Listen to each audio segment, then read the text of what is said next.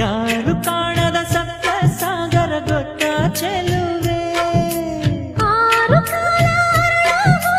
ಗೊತ್ತ ಚೆಲುವ ಹೇಳಿಬಿಟ್ಟರೆ ಕೇಳಬಲ್ಲೆ ಮನಸ್ಸು ಕೊಟ್ಟರೆ ಹೇಳಬಲ್ಲೆ ರತ್ತು ರತ್ತು ಬಿತ್ತು ಬಿತ್ತು ರತ್ತು ರತ್ತು ಬಿತ್ತು ಬಿತ್ತು ರತ್ತು ಬಿತ್ತು ರತ್ತು ಯಾರು ಕಾಣದ ಸಪ್ತ ಸಾಗರ ಗೊತ್ತ ಚೆಲುವೆ